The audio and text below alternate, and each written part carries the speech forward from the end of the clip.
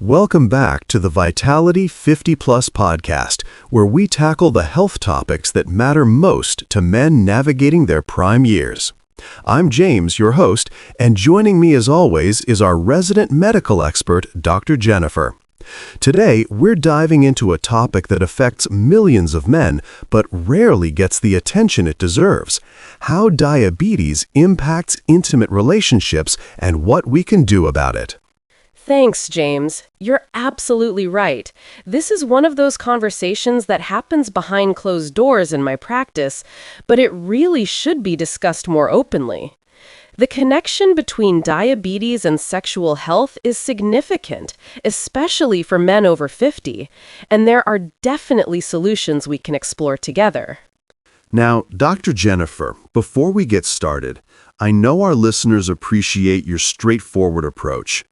Can you give us the big picture here? What's really happening when diabetes affects a man's intimate life? Absolutely, James. So when we talk about diabetes, whether it's type 1 or type 2, we're dealing with elevated blood sugar levels over extended periods. Now, here's what many men don't realize. Those consistently high glucose levels act like tiny daggers, gradually damaging two critical systems in your body. First, they harm your blood vessels, particularly the smaller ones, which reduces circulation throughout your body, including to the penis. Second, they damage nerves, disrupting the complex communication network your body needs for sexual arousal and response.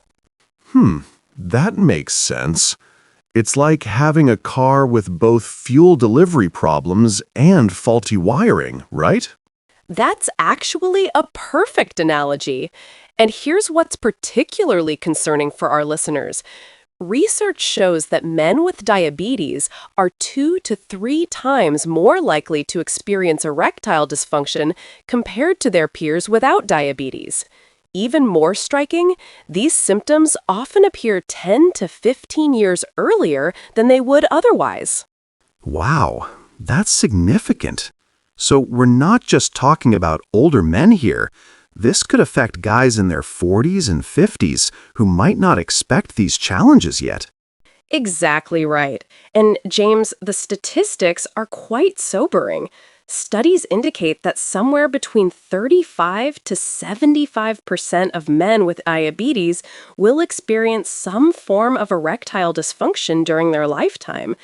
That's a substantial portion of men who might be struggling in silence. Dr. Jennifer, let me ask you something our listeners are probably wondering, and I appreciate you being candid here. What does this actually feel like for a man experiencing these changes? That's such an important question, James. Men often describe a gradual change rather than a sudden problem. They might notice it takes longer to achieve an erection, or that maintaining one becomes more challenging. Some experience decreased sensation, which can affect their overall enjoyment and confidence. And here's something crucial. This isn't just about physical mechanics. The emotional impact can be profound, affecting self-esteem, relationships, and overall quality of life. Absolutely, and I imagine that stress about performance can actually make things worse, creating a bit of a cycle. You've hit on something really important there. Performance anxiety can absolutely compound the issue. When a man experiences difficulties once or twice, the worry about it happening again can trigger stress hormones that actually interfere with the very processes needed for healthy sexual function. It becomes a self-reinforcing cycle that can be quite challenging to break without proper support. So what's the good news here, Dr. Jennifer? What can our listeners do to take control of this situation? Well, the encouraging news is that this isn't inevitable, and it's definitely not irreversible. The foundation of prevention and treatment starts with excellent diabetes management. When men keep their blood glucose levels within target ranges, typically an A1C under 7% for most people, they can significantly slow or even prevent the vascular and nerve damage we've been discussing. And what does that look like practically? I know our listeners want actionable steps they can take starting today. Absolutely. First and foremost, consistent blood sugar monitoring and medication compliance are non-negotiable. But beyond that, lifestyle modifications can be incredibly powerful. Regular cardiovascular exercise, and I'm talking about activities that get your heart pumping, like brisk walking, swimming, or cycling, improves circulation throughout your entire body, including to the areas that matter for sexual health. That makes perfect sense. What about nutrition? I know diet plays a huge role in diabetes management. Oh, absolutely crucial, James. A Mediterranean-style diet rich in vegetables, lean proteins, healthy fats like olive oil and nuts, and whole grains can help stabilize blood sugar while supporting vascular health. I often tell my patients to think of every meal as an investment in their overall vitality, including their intimate relationships. I like that perspective. What about some of the other lifestyle factors?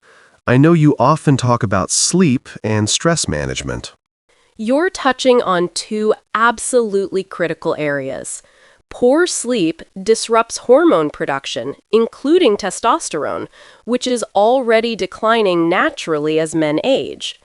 Men over 50 should prioritize 7-8 hours of quality sleep nightly. And stress management, whether through meditation, regular exercise, or counseling, can help break that performance anxiety cycle we discussed earlier. Dr. Jennifer, I know some of our listeners might be wondering about medical treatments. What options are available when lifestyle changes aren't enough? That's where working with a healthcare provider becomes essential. There are several FDA-approved medications that can be very effective, including sildenafil, commonly known as Viagra, and similar medications. These work by enhancing blood flow during sexual stimulation. However, they're not appropriate for everyone, particularly men taking nitrate medications or those with certain heart conditions. And that's why medical supervision is so important, right? Exactly. A qualified physician can assess potential drug interactions, determine appropriate dosages, and monitor for side effects. They can also explore other treatment options like testosterone therapy if hormone levels are low, or even more advanced treatments if needed.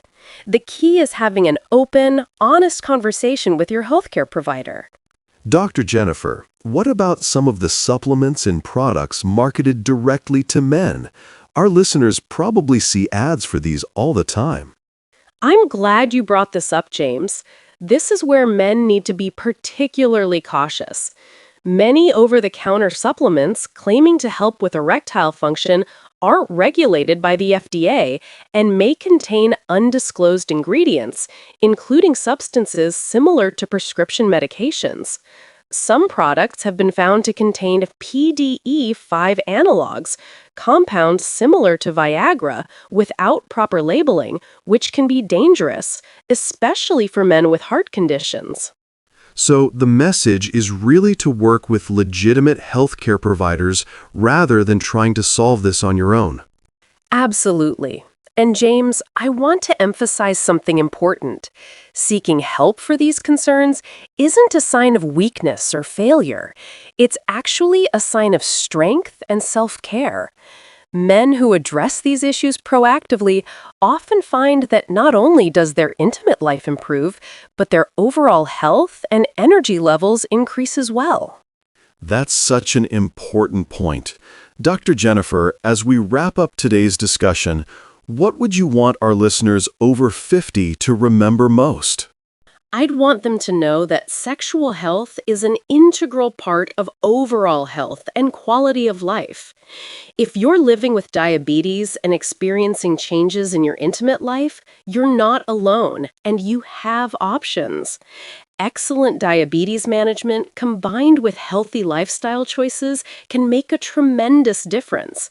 And most importantly, don't suffer in silence. Have that conversation with your healthcare provider. They've heard it all before, and they're there to help you live your best, most vital life. Dr. Jennifer, thank you for another enlightening discussion. To our listeners, remember that taking care of your health is one of the most important investments you can make, for yourself and for the people you love. And remember, gentlemen, your best years can absolutely be ahead of you with the right approach to your health and well-being. That's all for today's episode of the Vitality 50 Plus podcast. Until next time, stay strong, stay healthy, and keep investing in your vitality. The information discussed in this podcast is for educational purposes only and should not replace professional medical advice.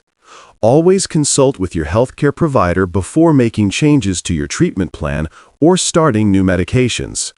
Individual results may vary, and what works for one person may not be appropriate for another.